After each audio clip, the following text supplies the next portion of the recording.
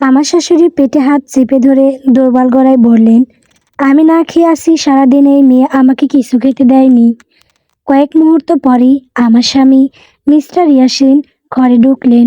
শাশুড়ির চোখের পানি দেখেই তিনি এত জোরে আমাকে থাপ্পড় মারলেন যে আমার মুখে রক্তের স্বাদ ছড়িয়ে পড়ল। আর সেই মুহূর্তে আমার গর্ভের সন্তানটাও যেন হঠাৎ নিশ্চুপ হয়ে গেল। তিনি বিশ্বাস করতেন আমি কখনো তার বিরুদ্ধে দাঁড়াতে পারবো না, আর আফরোজা আক্তার বিশ্বাস করতেন তার সাজানো মিথ্যেটা পুরোপুরি সফল হয়েছে। কিন্তু তারা কেউই বুঝতে পারেনি বাড়ির ক্যামেরাগুলো সব কিছু রেকর্ড করে ফেলেছে। প্রথমবার মিস্টার ইয়াসিন আমার গায়ে হাত তুলেছিলেন, তখন আমি 7 মাসের গর্ভবতী। খালি পায়ে রান্নাঘরে দাঁড়িয়েছিলাম, হাতে গরম স্যুপের বাটি শাশুড়ির জন্য। কিন্তু সেই স্যুপ আর টেবিল পর্যন্ত পৌঁছায়নি। আমার হাত থেকে বাটিটা পিছলে মেঝেতে পড়ে ভেঙে গেল। গরম ঝোল পুরো টাইলস জুড়ে ছড়িয়ে পড়ল, একটা অশুভ সতর্ক বার্তার মতো, যেটা হয়তো আমার আরও আগেই বুঝে নেওয়া উচিত ছিল। ড্রয়িং রুমে বসিয়েছিলেন আফরোজা আক্তার, এক হাত কপালে চেপে ধরে নাটকীয় গলায় বলছিলেন, আমি তো না খেয়ে আছি, সকাল থেকে এই মেয়ে আমাকে কিছুই খেতে দেয়নি। আমি হতভম্ব হয়ে তার দিকে তাকিয়ে রইলাম। আমার পিছনের টেবিলের তখন সাজানো ছিল নরম খিচুড়ি, বাপা মাছ, কাটা ফল আর সেই হার্বাল স্যুপ, যেটা মাত্র 20 মিনিট আগেই তিনি খেতে চেয়েছিলেন। তিনি প্রতিটা খাবারই ফিরিয়ে দিয়েছিলেন, কারণ তিনি অপেক্ষা করছিলেন ইয়াসিনের বাসায় ফেরার। মিস্টার ইয়াসিন ক্লান্ত মুখে ঘরে ঢুকলেন। অফিসের চাপে চোখ লাল, টাই আগলা, মুখে জমে থাকা বিরক্তি স্পষ্ট। তুমি আমার মাকে না খাইয়ে রেখেছো, তিনি চিৎকার করে উঠলেন। আমি তাড়াতাড়ি পেটের ওপর হাত রেখে বললাম, আপনি খাবারগুলোর দিকে তাকান, উনি খেতে চাননি। আফরোজা আক্তার সঙ্গে সঙ্গে কান্না জুড়ে দিলেন, ওর কথা বিশ্বাস করো না বাবা, আমি তো এখন বুড়ি মানুষ, অপ্রয়োজনীয়। ও চাই আমি এই বাড়ি থেকে চলে যাই, যাতে সব কিছু ওর হয়ে যায়। ঠিক তখনই ইয়াসিন আমাকে থাপ্পড় মারলেন। শব্দটা পুরো ঘরে প্রতিধ্বনির মতো ছড়িয়ে পড়ল। এক মুহূর্তের জন্য মনে হলো আমার গর্ভের সন্তানটাও ভয় পেয়ে থেমে গেছে। আমি কাঁদিনি, চিৎকারও করিনি, শুধু গালে হাত দিয়ে জ্বলতে থাকা জায়গাটা ছুঁয়ে দেখলাম। তারপর সেই মানুষটার দিকে তাকালাম, যাকে আমি একসময় নিজের পুরো পৃথিবী ভেবেছিলাম। আপনি আমাকে মারলেন, আমি শান্ত গলায় বললাম। এক মুহূর্তের জন্য ইয়াসিনের মুখ বদলে গেল, যেন তিনি নিজেও বুঝতে পারছিলেন কি করেছেন। কিন্তু সঙ্গে সঙ্গেই আফরোজা আক্তার তার হাত চেপে ধরলেন। দেখছো, মেয়েটার কোনো লজ্জা নেই, এখন সব দোষ তোমার উপর চাপাবে। ইয়াসিন রাগে আমার দিকে আঙুল তুললেন। আমার মায়ের কাছে ক্ষমা চাও। আমার ঠোঁটের কোণে ছোট্ট একটা হাসি ফুটে উঠল। হাসিটা আনন্দের ছিল না, বরং সেই মুহূর্তে আমার ভেতরে কিছু একটা ভেঙে গিয়ে আবার নতুনভাবে গড়ে উঠছিল। ক্ষমা চাইবো, আমি ধীরে বললাম। তিনি আরও কাছে এগিয়ে এলেন। আমাকে পরীক্ষা করো না মরিয়ম।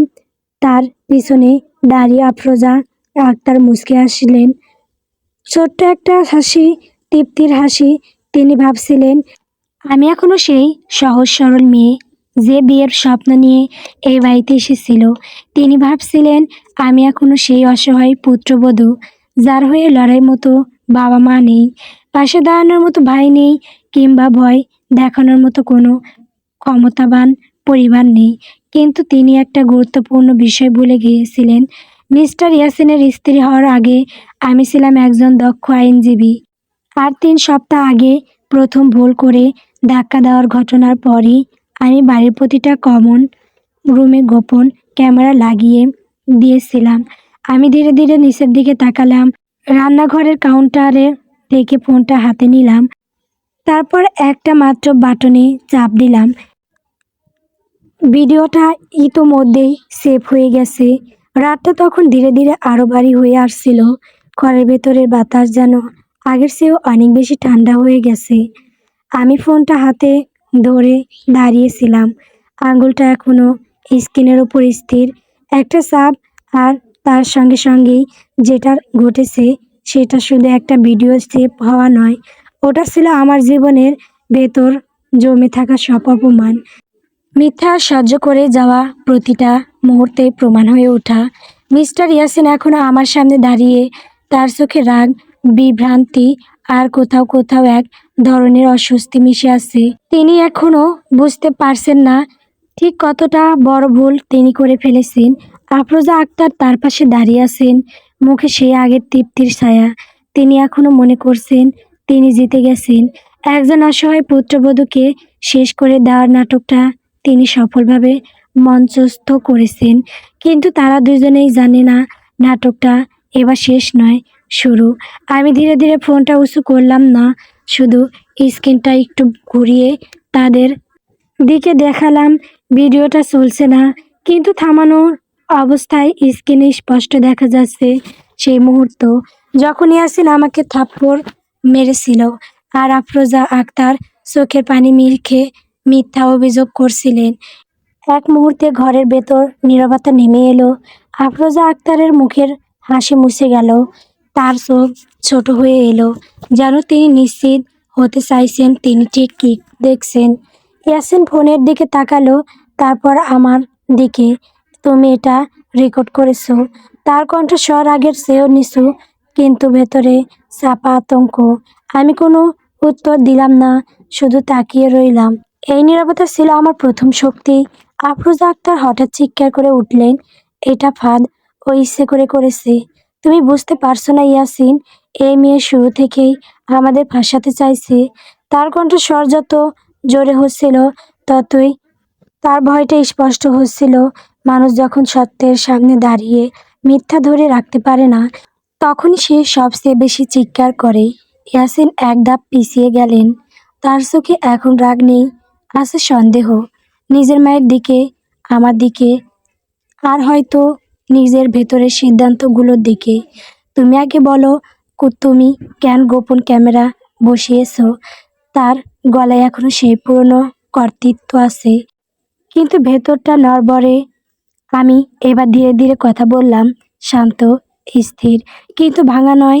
কারণ 3 সপ্তাহ আগে আপনি আমাকে প্রথমবার ধাক্কা দিয়েছিলেন, আর তখনই আমি বুঝেছিলাম এখানে শুধু ভুল বোঝাবুঝি না, এখানে একটা প্যাটার্নও আছে। আমি আইনজীবী হিসেবে শিখেছি, প্যাটার্ন মানে প্রমাণের শুরু। এই কথাটা শুনে আফরোজা আক্তারের মুখ শক্ত হয়ে গেল। তুমি আইনজীবী ছিলে, তাই তো? তিনি কথাক্ত করে বললেন, এখন মনে পড়ছে, তাই তো এত নাটক। আমি তার দিকে তাকালাম, এই প্রথমবার আমার চোখে রাগ স্পষ্ট হলো। নাটক না, প্রমাণ। এই একটা শব্দই ঘরের বাতাস বদলে দিল। ইয়াসিন আমার দিকে তাকিয়ে রইলেন, এবার তার চোখে অন্য কিছু, বিভ্রান্তি, অপরাধবোধ আর একটু ভয়। তুমি সত্যি এটা পুলিশের কাছে দেবে? সে ধীরে বলল। আমি এবার মাথা নত করলাম না। আমি ইতিমধ্যে আপলোড করে শুরু করে দিয়েছি। এই কথাটা বলার সঙ্গে সঙ্গে আফরোজা আক্তার যেন কয়েক ধাপ পিছিয়ে গেলেন, তার মুখ ফ্যাকাশে হয়ে গেল। তার পুরো আত্মবিশ্বাস, যেটা এতক্ষণ মিথ্যার ওপর দাঁড়িয়েছিল, সেটা হঠাৎ ভেঙে পড়ল। না, না, এটা হতে পারে না। তিনি ফিসফিস করলেন, এটা মিথ্যা ভিডিও হতে পারে, তুমি এডিট করেছো। আমি ফোনটা আবার দেখালাম, ফুল এইচডি রেকর্ডিং, টাইম স্টাম্পও সহ, প্রতিটা শব্দ, প্রতিটা মুহূর্ত, কোনো কাট নেই, কোনো এডিট নেই। ইয়াসিন এবার মাথা নিচু করলেন। আমি শুধু একটা কথা জিজ্ঞেস করলাম, খুব শান্তভাবে, আপনি কি জানতেন আপনার মা মিথ্যা বলছে? এই প্রশ্নটা ছিল সবচেয়ে ভারী, কারণ এর উত্তর যে দিকেই যাক ক্ষতি তার হবেই। তিনি কিছু বললেন না। নীরবতা আবার নেমে এলো। ঠিক তখনই ঘরের বাইরে থেকে দরজায় ধাক্কার শব্দ শোনা গেল। হয়তো প্রতিবেশী অথবা কেউ ইতিমধ্যেই শব্দ শুনেছে। কারণ বড় বাড়িতে বড় ঘটনা কখনো গোপন থাকে না।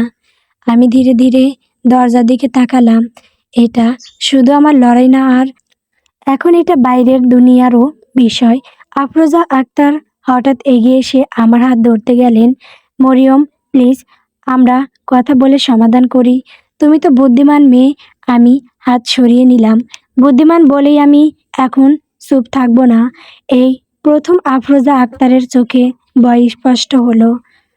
ইয়াসিন ধীরে ধীরে মাথা তুললেন, তার মুখে এখন আর রাগ নেই, আছে এক ধরনের ভাঙা মানুষ। তুমি চাইলে আমি থামাতে পারি না। তাই তো সে খুব নিচু গলায় বলল। আমি তার দিকে তাকালাম।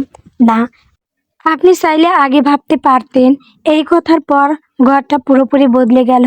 এটা আর সেই আগের পরিবার ছিল না, এটা এখন একটা ভাঙনের শুরু। আমি ধীরে ধীরে ফোন পকেটে রাখলাম। ভিডিও শুধু শুরু হয়েছে, শেষ হয়নি, কারণ এখনো অনেক কিছু সামনে আসার বাকি আছে, যা শুধু এই থাপ্পড় বা মিথ্যা অভিযোগ না, বরং এই বাড়ির প্রতিটা দেওয়ালের ভেতরে লুকিয়ে থাকা সত্য। আর আমি এবার থামবো না। রাত যত গভীর হচ্ছিল, ঘরের ভেতরের পরিস্থিতি ততই জটিল হয়ে উঠছিল। দরজার বাইরে যে ধাক্কার শব্দটা শোনা গিয়েছিল, সেটাই যেন পুরো ঘটনাকে বাইরের পৃথিবীর সঙ্গে যুক্ত করে দিল। এখন আর এই লড়াই শুধু চার দেওয়ালের মধ্যে সীমাবদ্ধ নেই, এটা ধীরে ধীরে বড় কিছুতেও রূপ নিচ্ছে। আমি দাঁড়িয়ে আছি সেই জায়গাতেই, যেখানে কিছুক্ষণ আগে সব সত্য প্রথমবারের মতো উন্মুক্ত হয়েছিল। ফোনটা আমার পকেটে, কিন্তু ভেতরের ভারটা যেন আরো বেড়ে গেছে। আফরোজা আক্তারের মুখ এখন আগের মতো আত্মবিশ্বাসী নেই। তার চোখে ভয়, অস্থিরতা আর অস্বীকারের চেষ্টা একসাথে মিশে গেছে। তিনি বারবার আমার দিকে তাকাচ্ছেন, যেন এখনো আশা করছেন আমি সবকিছু মুছে ফেলবো বা বলবো এটা শুধু একটা ভুল বোঝাবুঝি ছিল। কিন্তু আমি জানি এই মুহূর্তে আর পিছনে ফেরা সম্ভব না। ইয়াসিন এখনো চুপ করে দাঁড়িয়ে আছে। তার মুখে রাগ নেই, কিন্তু একটা ভারী বোঝা যেন তাকে চেপে ধরেছে। যে মানুষটাও কিছুক্ষণ আগে আমার গায়ে হাত তুলেছিল, এখন সে নিজের ভেতরেই আটকে গেছে। সে বুঝতে পারছে পরিস্থিতি তার নিয়ন্ত্রণের বাইরে চলে যাচ্ছে। দরজার বাইরে আবার ধাক্কা পড়ল, এবার আরো জোরে। তারপর একজন প্রতিবেশীর গলা শোনা গেল। কি হচ্ছে এখানে? শব্দ শুনে আমরা চলে এসেছি। আমি ধীরে ধীরে দরজার দিকে এগোলাম। আফরোজা আক্তার তাড়াতাড়ি এগিয়ে এসে আমাকে থামানোর চেষ্টা করলো। না না, দরজা খুলো না, এখন দরকার নেই বাইরে কাউকে আনার। আমি তার দিকে তাকালাম। এই প্রথম আমার গলায় কোনো দ্বিধা ছিল না। দরজা না খুলেই সত্য বদলে যায় না। আমি দরজা খুলে দিলাম। বাইরে 2-3 জন প্রতিবেশী দাঁড়িয়ে ছিল, তাদের মুখে কৌতূহল আর উদ্বিগ্ন। তাদের পিছনে দূরে আরো কিছু মানুষ জড়ো হচ্ছে। এই খবরটা এখন আর গোপন নেই। আমি কোনো কিছু না বলেই একটু সরে দাঁড়ালাম, যেন ভেতরের দৃশ্যটা নিজেরাই দেখতে পারে। ঘরের ভেতর আফরোজা আক্তার হঠাৎ নাটকীয়ভাবে মাথা ধরে বসে পড়লেন। তিনি আবার সেই পুরনো ভঙ্গিতে ফিরে গেলেন, যেন কিছুই হয়নি, যেন তিনি সবচেয়ে নিরীহ মানুষ। আমি কিছু করিনি, আমি তো শুধু খেতে চেয়েছিলাম, তিনি কান্নার মতো গলায় বললেন। কিন্তু এবার কেউ আর সহজে বিশ্বাস করছিল না, কারণ বাইরে যারা এসেছে তারা শুধু শব্দ শোনেনি, তারা ভিডিওর কথাও শুনতে শুরু করেছে। কেউ কেউ ফোন বের করে ফেলেছে, কেউ হয়তো ইতিমধ্যেই ভিডিওর অংশ দেখছে। ইয়াসিন হঠাৎ আমার দিকে তাকালো, তার চোখে এবার ভয় স্পষ্ট। তুমি এটা বাইরে ছড়াবে? তার কণ্ঠস্বর ভাঙা। আমি শান্তভাবে বললাম, আমি কিছু ছড়াইনি, আমি শুধু সত্যটা রেখেছি। এই কথাটা যেন তাকে আরো ভেঙে দিল। ঠিক তখনই দূর থেকে একটা পুলিশের গাড়ির সাইরেন শোনা গেল। আমি মাথা ঘুরিয়ে বাইরে তাকালাম। আলো আসছে ধীরে ধীরে।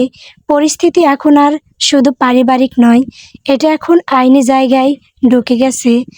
আফরোজা আক্তারের মুখ এবার পুরোপুরি সাদা হয়ে গেল। তিনি বুঝতে পারছেন নাটক আর তার নিয়ন্ত্রণে নেই। না না না, তিনি হঠাৎ উঠে দাঁড়িয়ে গেলেন। এটা থামাও, এটা ভুল হচ্ছে। কিন্তু কেউ আর তাকে থামানোর ক্ষমতা দিচ্ছিল না। পুলিশ আসার সঙ্গে সঙ্গে পরিস্থিতি দ্রুত বদলে গেল। তারা ভেতরে ঢুকলো, চারপাশে তাকালো, তারপর আমার দিকে, ইয়াসিনের দিকে আর আফরোজা আক্তারের দিকে প্রশ্ন করতে শুরু করলো। আমি শুধু ফোনটা বের করলাম এবং ভিডিওটা দেখালাম। যখন তারা ভিডিওটা দেখছিল, ঘরের বাতাস যেন আরও ভারী হয়ে উঠছিল।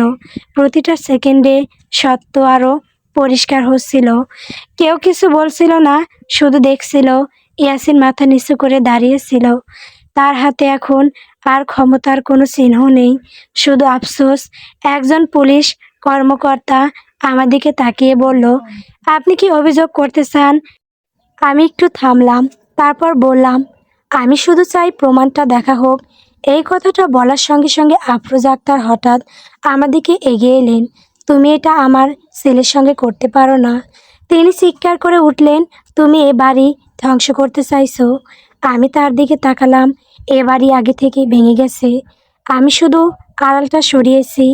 এই কথাটা শুনে তিনি চুপ হয়ে গেলেন, কারণ এটা অস্বীকার করার কিছু ছিল না। পুলিশ ইয়াসিনকে আলাদা করে নিয়ে কথা বলল। আমি দূর থেকে দেখছিলাম, সে আর আগের সেই আত্মবিশ্বাসী মানুষ নেই। তার কাঁধ নিচু, চোখে স্থিরতা নেই। সে এখন বুঝতে পারছে এক মুহূর্তের রাগ কত বড় পরিণতি তৈরি করতে পারে। আফরোজা আক্তার এখন এক কোণে বসে আছেন। তার পুরো নাটক ভেঙে গেছে। তিনি এখন আর অভিনেত্রী নন, তিনি একজন ধরাপড়া মানুষ। কিছুক্ষণ পর একজন পুলিশ আমার কাছে এসে বলল, ভিডিওটা আমাদের প্রাথমিক প্রমাণ হিসেবে নেওয়া হচ্ছে। আপনি চাইলে অভিযোগ প্রতিক্রিয়া শুরু করতে পারেন। আমি মাথা নেড়ে সম্মতি দিলাম। ঠিক তখনই ইয়াসিন আমার দিকে তাকালো। তার চোখে এখন আর রাগ নেই, শুধু এক ধরনের অনুরোধ, একটু কথা বলবে। আমি কিছুক্ষণ চুপ করে রোদ থাকলাম, তারপর ধীরে ধীরে তার সামনে গেলাম। সে খুব নিচু গলায় বলল, আমি বুঝতে পারিনি। আমি তার কথা কেটে দিলাম, না, আপনি বুঝতে পারেননি না, আপনি বুঝতে চাননি। এই কথাটা তাকে থামিয়ে দিল। আমি একসময় আপনাকে ভালোবাসতাম। সে ফিসফিস করে বলল। আমি তাকালাম তার দিকে। ভালোবাসা কখনো আঘাতকে বৈধ করে না। এই কথাটা বলার পর আমার ভেতরের ভারটা একটু হালকা লাগলো, কারণ আমি এখন জানি আমি আর আগের জায়গায় নেই। পুলিশ যখন ইয়াসিনকে নিয়ে বের হয়ে যাচ্ছিল, আফরোজা আক্তার হঠাৎ আমার দিকে তাকালেন। তুমি সুখী হতে পারবে না মরিয়ম, তিনি নিচু গলায় বললেন। আমি একটু থামলাম, তারপর বললাম, আমি এখন অন্তত সত্যের সঙ্গে বাঁচতে পারবো। এই কথার পর আমি আর পিছনে তাকালাম না। ঘরের ভেতর এখন নীরবতা, ভাঙা আসবাবপত্র, ছড়িয়ে থাকা অপমান আর শেষ হয়ে যাওয়া এক মিথ্যার গল্প। আমি ধীরে ধীরে জানালার পাশে গিয়ে দাঁড়ালাম। বাইরে রাতের বাতাস এখন আর ভারী নয়, বরং একটু হালকা লাগছে। এ বাড়ি থেকে বের হওয়া মানে শুধু শারীরিকভাবে বের হওয়া না, এটা ছিল নিজের ভেতরের ভয় থেকে বের হওয়া। আমার গর্বের সন্তান তখনও নীরব, কিন্তু সেই নীরবতা এখন আর ভয় নয়, সেটা যেন একটা নতুন শুরু। কারণ এই গল্প এখন আর অপমানের না, এটা হয়ে গেছে প্রতিরোধের গল্প। আর প্রতিশোধ কখনো এক রাতেই শেষ হয় না। রাতের সেই ঘটনার পর ঘরটা আর আগের মতো থাকেনি। যে দেওয়ালের ভেতর একসময় মিথ্যার ক্ষমতার খেলা চলতো, সেই দেওয়াল এখন নীরব সাক্ষী হয়ে দাঁড়িয়ে আছে। পুলিশ চলে যাওয়ার পরও বাতাসে একটা ভারী চাপ রয়ে গেছে, যেন প্রতিটা কোণ এখনো সেই ঘটনার শব্দ বহন করছে। আমি ঘরের ভেতর একা দাঁড়িয়ে আছি না, কিন্তু মনে হচ্ছে পুরো পৃথিবী থেকে আলাদা হয়ে গেছি। আশেপাশে কিছু পুলিশ অফিসার, কিছু প্রতিবেশী, আর দূরে দাঁড়িয়ে থাকা আফরোজা আক্তার, সব কিছু মিলিয়ে একটা অস্থির পরিবেশ। ইয়াসিনকে আগেই নিয়ে যাওয়া হয়েছে জিজ্ঞাসাবাদের জন্য। সেই দৃশ্যটা আমার চোখে এখনো ভাসছে। যখন সে পিছনে তাকিয়েছিল একবার, যেন শেষবারের মতো কিছু বলতে চেয়েছিল, কিন্তু পারেনি। আফরোজা আক্তার এখন আর আগের মতো নাটকীয়তা দেখাচ্ছেন না। তার মুখে ক্লান্তি, ভয় আর অপমান একসাথে মিশে গেছে। তিনি বারবার নিজের শাড়ির আঁচল টেনে ধরছেন, যেন নিজেকে গুছিয়ে নিতে চাইছেন, কিন্তু ভেতরের ভাঙনটা বাইরের সাজে ঢেকে রাখা যায় না। একজন পুলিশ অফিসার আমার দিকে এগিয়ে এলেন। গলায় এখন আর আগের মতো কড়া ভাব নেই, বরং একটা নিরপেক্ষতা আছে। আপনি চাইলে থানায় গিয়ে আনুষ্ঠানিক অভিযোগ করতে পারেন। ভিডিওটা আমরা সংরক্ষণ করেছি। আমি একটু থামলাম। এই সিদ্ধান্তটা শুধু আইনি না, এটা ছিল আমার জীবনের পরিবর্তী অধ্যায়ের দরজা। আমি ধীরে ধীরে মাথা নেড়ে বললাম, আমি যাব। এই কথাটা বলার পর আফরোজা আক্তার হঠাৎ সামনে এগিয়ে এলেন। না, তুমি এটা করতে পারো না। তুমি জানো না তুমি কি করছো? তার কণ্ঠস্বর এবার আর শক্ত না, বরং ভাঙা। সেই একই মানুষ যে কিছুক্ষণ আগে আমাকে অপমানের নাটকে খলনায়িকা বানাতে চেয়েছিল, এখন সে ভয় পাচ্ছে। আমি তার দিকে তাকালাম। আমি ঠিক সেটাই করছি যেটা আপনি আমাকে করতে বাধ্য করেছেন। এই কথার পর তিনি চুপ হয়ে গেলেন। পুলিশ আমাকে গাড়িতে উঠতে বলল। আমি একবার ঘরের দিকে তাকালাম। এই বাড়িটা আমার ছিল না কখনো, কিন্তু আমি এখানে নিজের জীবনের সবচেয়ে বড় লড়াইটা লড়েছি। গাড়ির ভেতরে বসে আমি জানালার বাইরে তাকিয়ে রইলাম। রাস্তার আলো, রাতের নীরবতা আর ভেতরের অস্থিরতা মিলিয়ে একটা অদ্ভুত অনুভূতি হচ্ছিল। ভয় না, আবার শান্তিও না। একটা পরিবর্তনের প্রস্তুতি। থানায় পৌঁছানোর পর সব কিছু আরও আনুষ্ঠানিক হয়ে গেল। আমার বক্তব্য নেওয়া হলো, ভিডিও যাচাই করা হলো, রিপোর্ট লেখা হলো। প্রতিটা মুহূর্তে আমি বুঝতে পারছিলাম এটা শুধু একটা অভিযোগ না, এটা একটা প্রক্রিয়া যেটা ধীরে ধীরে একটা পরিবারের ভেতরের সত্যকে প্রকাশ করবে। একজন কর্মকর্তা আমাকে জিজ্ঞেস করলেন, আপনি কি জানতেন আগে থেকেই যে এমন কিছু ঘটবে? আমি একটু থামলাম, তারপর বললাম, আমি জানতাম কিছু ভুল আছে, কিন্তু আমি প্রমাণ না পাওয়া পর্যন্ত কিছু বলতে চাইনি।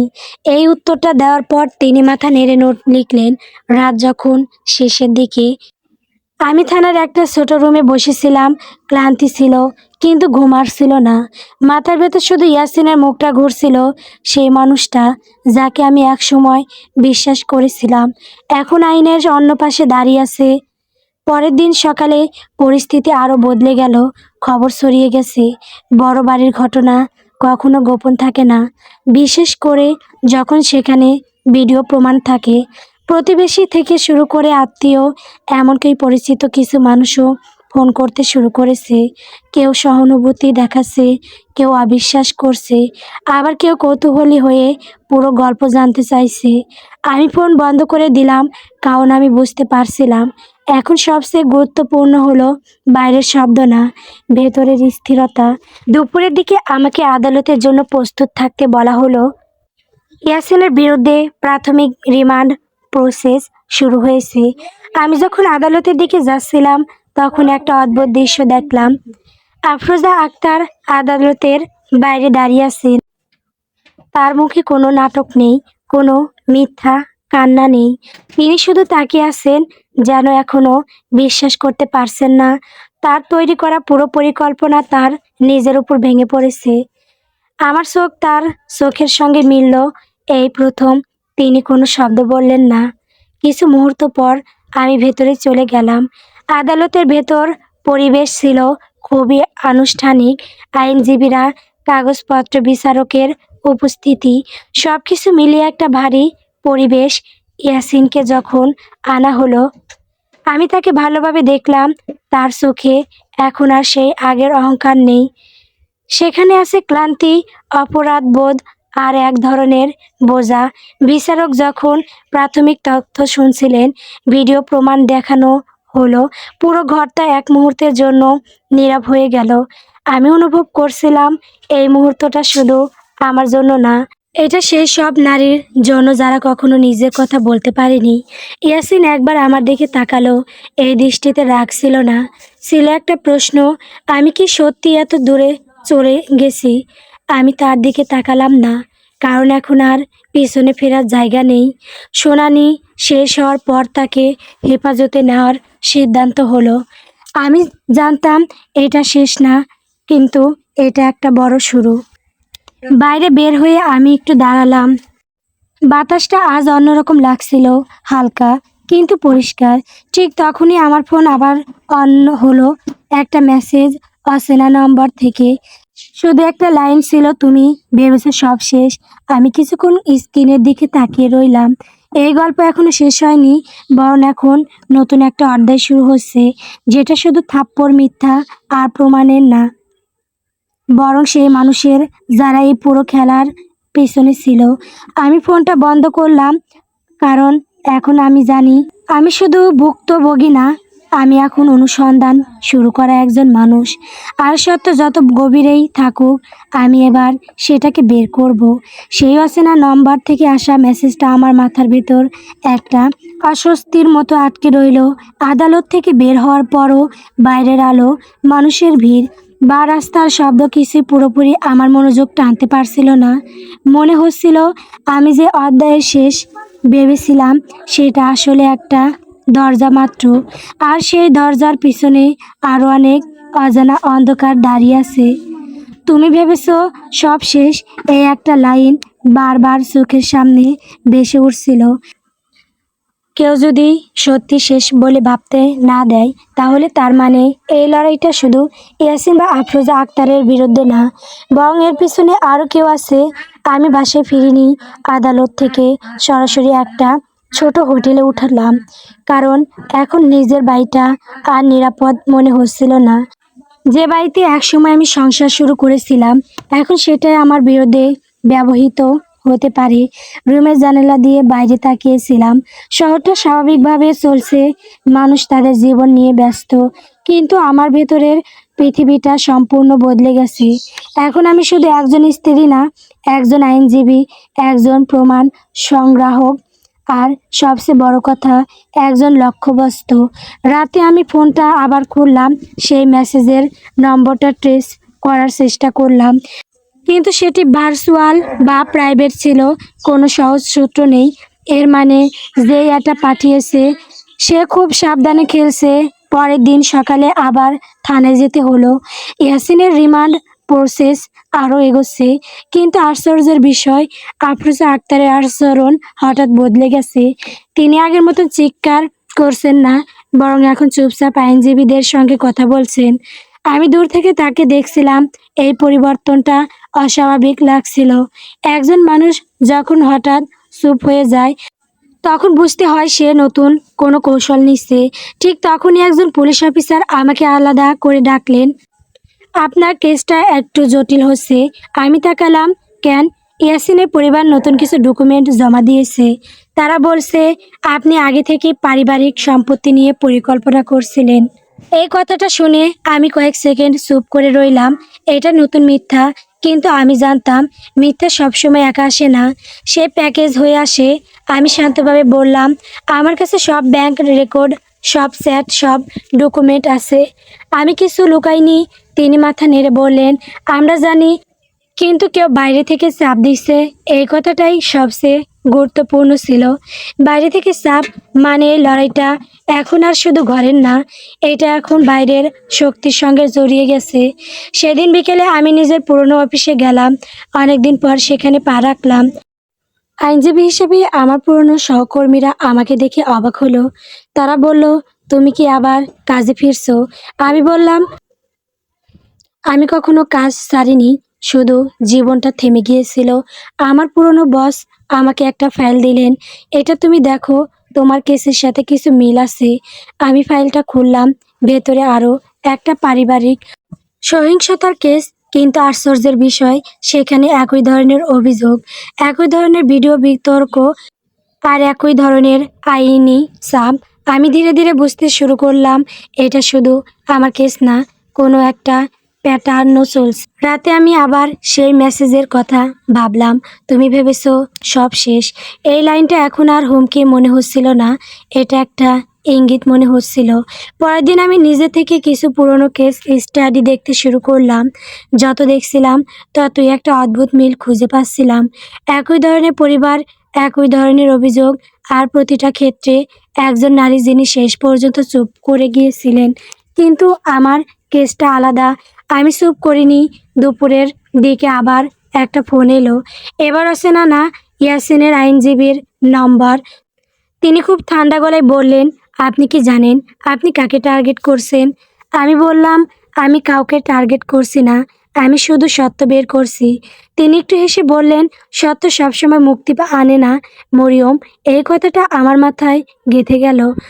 সন্ধ্যার দিকে আমি আবার আদালতে গেলাম কিছু কাগজ জমা দিতে। সেখানেই প্রথমবার আমি লক্ষ্য করলাম একজন অচেনা মানুষ আমাকে ফলো করছে। সে সরাসরি কিছু করছে না, শুধু দূর থেকে দেখছে। আমি জানতাম এটা এখন আর কাকতালীয় না। হোটেলে ফিরে আমি দরজা নক করে বসে রইলাম। ফোনটা হাতে নিলাম। আমার কাছে এখন দুইটা যুদ্ধ চলছে, একটা আদালতে, আরেকটা অজানা ছায়ার বিরুদ্ধে। ঠিক তখনই দরজায় হালকা নক হলো। আমি স্থির হয়ে গেলাম, কারণ এই সময় কেউ আসার কথা না। আমি ধীরে ধীরে দরজার কাছে গেলাম। কে? বাইরে থেকে কোনো শব্দ নেই। আবার নক, এইবার একটু জোরে। আমি চোখের ছিদ্র দিয়ে তাকালাম, কেউ নেই, কিন্তু নিচে একটা খাম রাখা আছে। আমি ধীরে ধীরে দরজা খুললাম, খামটা তুলে নিলাম। ভেতরে একটা ছবি, আমার নিজের ছবি, আর তার নিচে লেখা, তুমি শুধু এক পরিবার ভাঙনি, তুমি একটা সিস্টেমে হাত দিয়েছো। আমি কয়েক মুহূর্ত চুপ করে রইলাম। এখন বিষয়টা পরিষ্কার, এটা শুধু ইয়াসিন বা আফরোজা আক্তারের খেলা না, এটা অনেক বড় কিছু। আমি খামটা টেবিলে রাখলাম, আর প্রথমবার বুঝলাম আমি যেটাকে শেষ ভেবেছিলাম সেটা আসলে শুরু ছিল। এবং এই শুরুটা এখন আর শুধু আত্মরক্ষার না, এটা সত্য উন্মোচনের যুদ্ধ। রাতটা আগে সব রাতের চেয়ে বেশি ভারী লাগছিল, কিন্তু এবার সেই ভার খুব ভয় নয়, একটা স্পষ্ট সতর্কতার মতো মাথায় ভেতর কাজ করছিল। খামের ভেতরের ছবিটা টেবিলের উপর পড়ে আছে, আর আমি সেটার দিকে তাকিয়ে আছি। অনেকক্ষণ ধরে নিজের ছবি নিজের অজান্তে কোথাও তোলা। এই অনুভূতিটা শুধু অস্বস্তির না, এটা একটা পরিষ্কার বার্তা যে কেউ আমাকে খুব কাছ থেকে পর্যবেক্ষণ করছে। অনেক আগে শুরু করেছে, তুমি শুধু এক পরিবার ভাঙনি, তুমি একটা সিস্টেমে হাত দিয়েছো। এই লাইনটা এখন আর শুধু কাগজের লেখা না, এটা একটা হুমকি, একটা ঘোষণা, একটা যুদ্ধের পরবর্তী পর্যায়ের দরজা। আমি ধীরে ধীরে ছবিটা হাতে নিলাম। ছবিটা নতুন নয়, কিন্তু তাতে আমি যে জায়গায় দাঁড়িয়ে আছি সেটা আমার মনে নেই। মানে, আমাকে এমন জায়গায় দাঁড়িয়ে ছবি তোলা হয়েছে যেখানে আমি জানতামও না।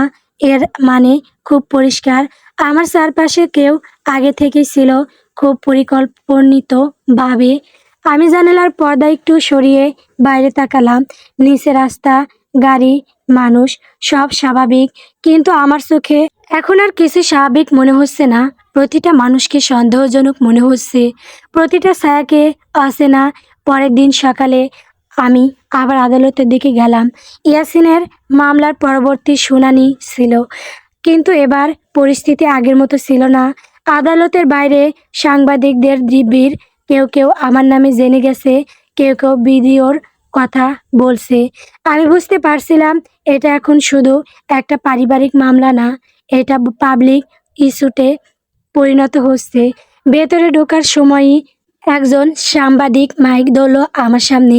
ম্যাডাম, আপনি কি সত্যি ইচ্ছাকৃতভাবে আপনার স্বামীকে ফাঁসাচ্ছেন?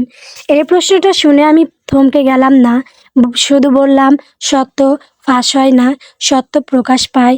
এই কথাটা বলেই আমি ভেতরে চলে গেলাম। আদালতের ভেতরে পরিবেশ আগের চেয়ে আরো চাপা। ইয়াসিনকে এবার আরো ক্লান্তি দেখাচ্ছিল, তার চোখে কোনো আগের মতো আত্মবিশ্বাস নেই। আফরোজা আক্তার ও আজ উপস্থিত ছিলেন, কিন্তু তার ভেতরের ভাঙন এখন আরো স্পষ্ট। তিনি আমার দিকে একবার তাকালেন, কিন্তু এবার সেই চোখে কোনো ঘৃণা ছিল না, ছিল ভয় আর অনিশ্চয়তা। শুনানি শুরু হলো।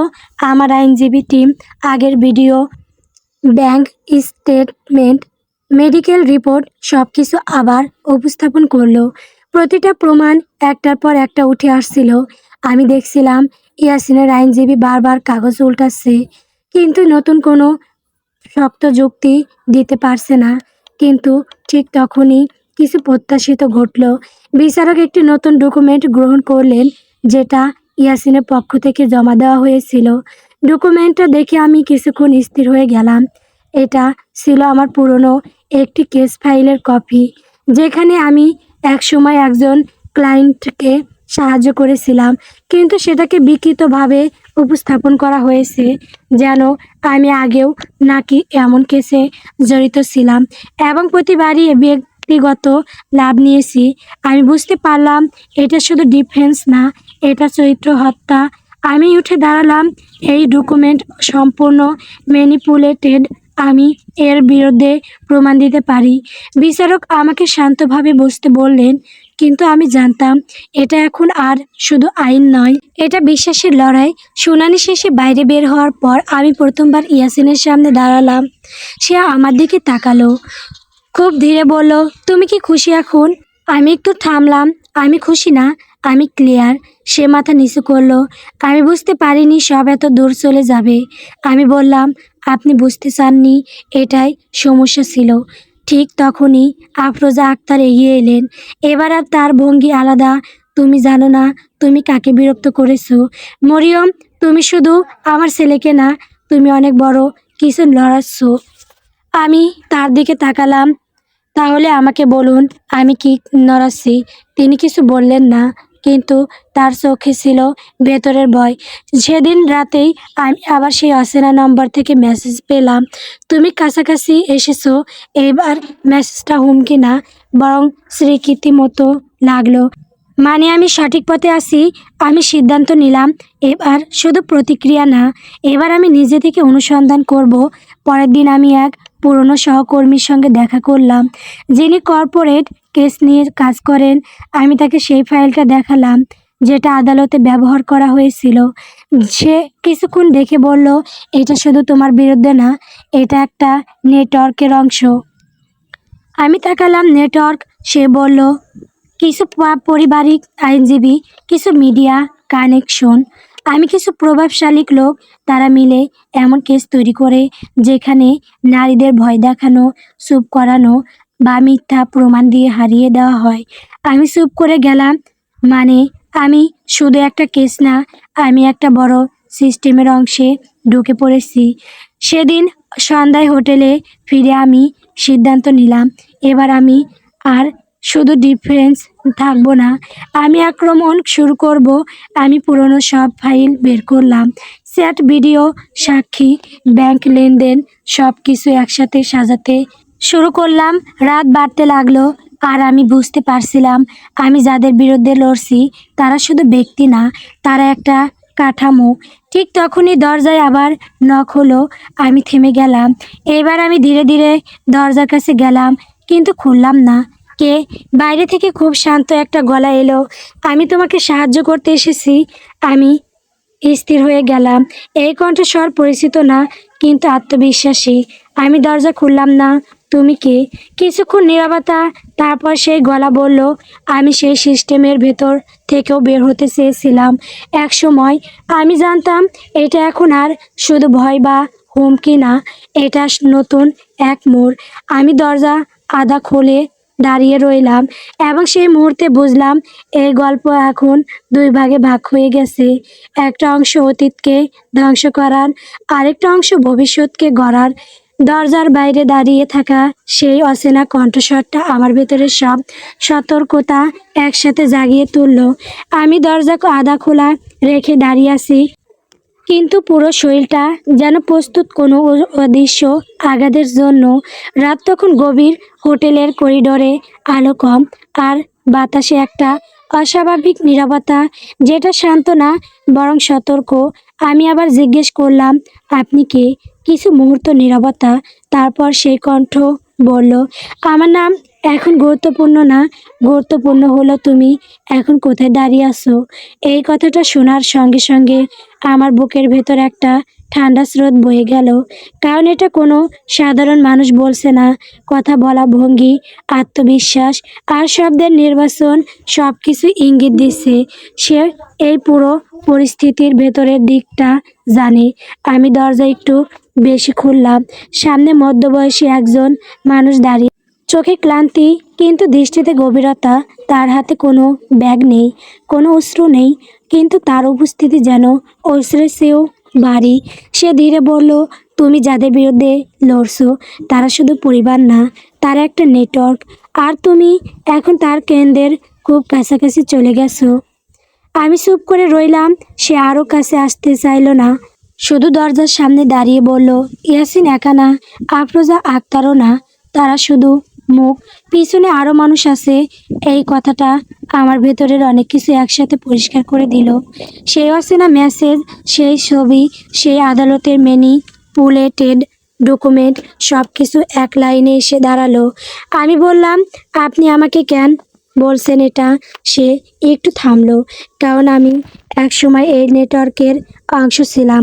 এই কথাটা বলার সঙ্গে সঙ্গে সে চোখ নামিয়ে ফেললো, যেন অতীতটা এখনো তার গলায় আটকে আছে।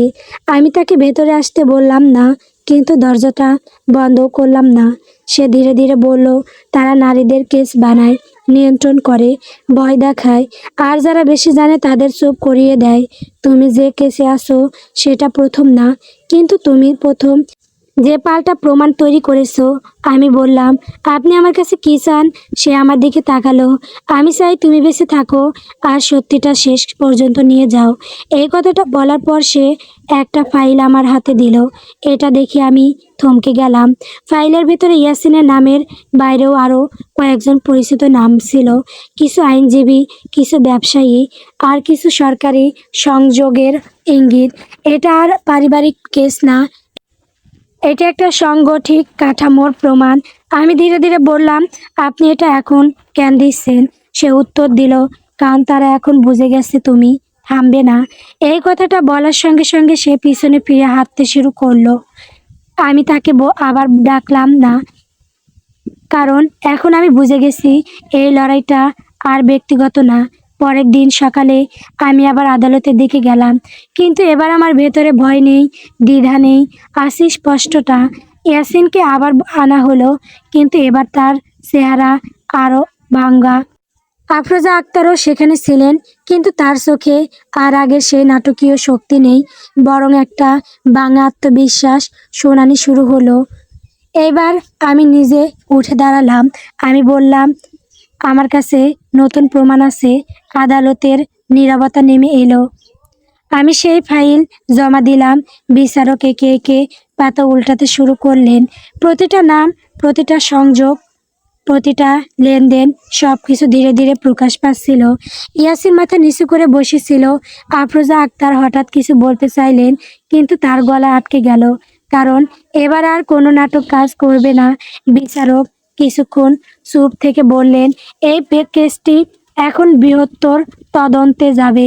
এই কথাটা শোনার সঙ্গে সঙ্গে ঘরের ভেতরের পরিবেশ বদলে গেল। এটা শুধু আমার জয় না, এটা পুরো কাঠামোর বিরুদ্ধে একটা ধাক্কা। শুনানি শেষে আমি আদালত থেকে বের হয়ে এলাম। বাইরে অনেক মানুষ, সাংবাদিক, কৌতূহলী চোখ, কিন্তু আমি কারোর দিকে তাকালাম না। হঠাৎ পিছন থেকে একটা গলা শোনা গেল, মরিয়ম।